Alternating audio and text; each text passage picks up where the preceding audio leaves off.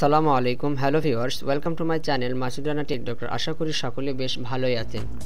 আজকের টপিকটি হচ্ছে মোবাইল রেজিস্ট্রেশন সম্পর্কে। ভিউয়ার্স, বিটিআরসি থেকে নির্দেশ দিয়েছে যে 1 জুলাই থেকে কোনো আনঅফিসিয়াল ফোন বাংলাদেশের নেটওয়ার্কে চলবে না।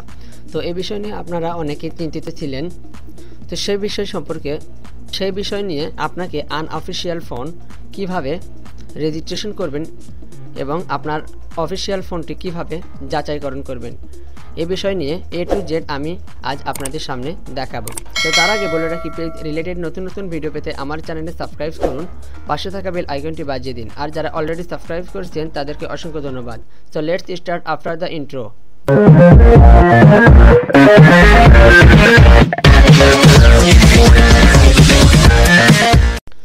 Welcome back.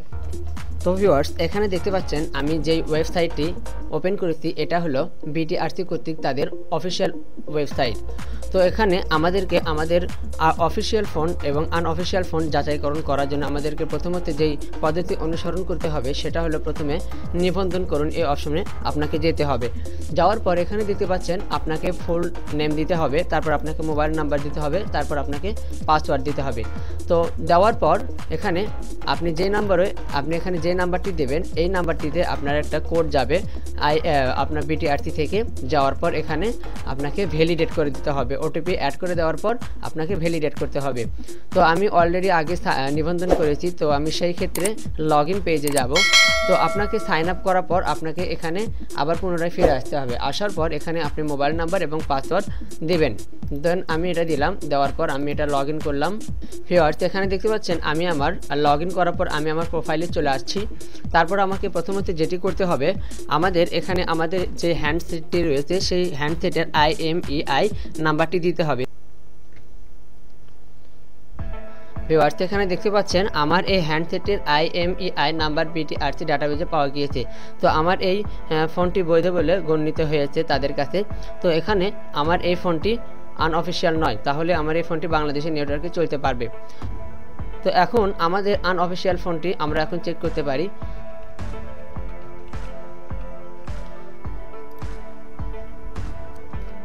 ভিউয়ার্স, এখানে দেখতে পাচ্ছেন আমি আমার আনঅফিসিয়াল ফোনের IMEI নম্বরটি দিয়েছি। তো এখানে দেখতে পাচ্ছেন যে আমাদের এই ওয়েবসাইটটি তাদের বিটিআরসি কর্তৃক 15 জুলাইয়ের পর থেকে যাচাই করার জন্য অনুরোধ করা হয়েছে। তো আমাদেরকে এখন আমাদের এই ওয়েবসাইটটি তাদের পর্যালোচনাধীন অবস্থায় আছে। তো এখানে যদি আমরা কোনো আনঅফিসিয়ালের IMEI নাম্বার যদি এখানে বসাই, তো সেই ক্ষেত্রে আপনাকে এখানে যদি আনঅফিসিয়াল হয়ে থাকে তাহলে এখানে যে অপশনটি দেখাবে সেটা হলো হ্যান্ডসেটটি IMEI নাম্বার বিটিআরসি ডাটাবেজে পাওয়া যায় না, এই অপশনটি আপনাকে দেখাবে। তাহলে এই আনঅফিসিয়াল ফোনটি যদি আপনি আপনার নিবন্ধন করে এবং বিটিআরসি কর্তৃক নিবন্ধন রেজিস্ট্রেশন করে আপনি আপনার বাংলাদেশের নেটওয়ার্কে চালাতে চান, তাহলে আপনাকে প্রথমত যেটি করতে হবে সেটা হলো এটি দেখতে পাচ্ছেন বিশেষ নিবন্ধন, এই অপশনে আপনাকে যেতে হবে। যাওয়ার পর এখানে আপনার আনঅফিসিয়াল নাম্বারটি এখানে অ্যাড করে দিতে হবে। যেমন আমি এখানে অ্যাড করে দিলাম, এটা হলো আনঅফিসিয়াল ফোনের IMEI নাম্বার।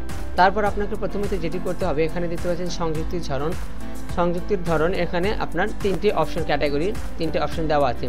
তো আপনাকে প্রথমত যেটি করতে হবে, পাসপোর্ট কপি যদি থাকে তাহলে এখান থেকে পাসপোর্ট কপির ছবি তুলে স্ক্যান করে আপনার পিসিতে বা ল্যাপটপে রেখে এখানে অ্যাড করে দিতে পারেন। তারপর ট্যাক্স প্রদান রসিদ বলতে এখানে 2টার বেশি যেটা বোঝানো হয়েছে, যদি আপনার ফোন 2টার বেশি বা 2টা যদি ফোন থাকে তাহলে সেই ক্ষেত্রে ট্যাক্স প্রদান রসিদটি আপনাকে অ্যাড করে দিতে হবে। আর এখানে বলতেছেন যে উপহার প্রাপ্ত রসিদ বলতে যে অপশনটি বোঝানো হয়েছে সেটা হলো আপনি আপনার ফোনের ক্যাশ মেমো বা রসিদ সেটার ছবি তুলে আপনাকে স্ক্যান করে আপনার পিসিতে অ্যাড করে দেন এখানে চুজ ফাইলে অ্যাড করে আপনাকে অ্যাড করে দিতে হবে। দেওয়ার পর দেন এখানে জমা দেবেন। জমা দেওয়ার পর আপনার ইনফরমেশনগুলো বিটিআরসি কর্তৃক সাবমিট হয়ে যাবে। সাবমিট হয়ে যাওয়ার পর যদি তারা যাচাই বাছাই করে দেখে আপনার সব কিছু ঠিকঠাক আছে তাহলে আপনার ফোন নিবন্ধিত হয়ে যাবে। তো এইভাবে করে খুব সহজেই আপনারা আনঅফিসিয়াল ফোন খুব সহজে রেজিস্ট্রেশন করে নিতে পারবেন। আশা করি আমার এই ভিডিওটি আপনারা খুব সহজে বুঝতে পেরেছেন। যদি রেজিস্ট্রেশন সম্পর্কে আপনাদের কোনো প্রশ্ন থাকে বা রেজিস্ট্রেশন করতে আপনাদের কোনো সমস্যা হলে নিচের কমেন্ট বক্সে জানাবেন, আমি আপনাদের অবশ্যই হেল্প করার চেষ্টা করব। পরিশেষে সকলেই ভালো থাকুন, সুস্থ থাকুন। ধন্যবাদ সবাইকে।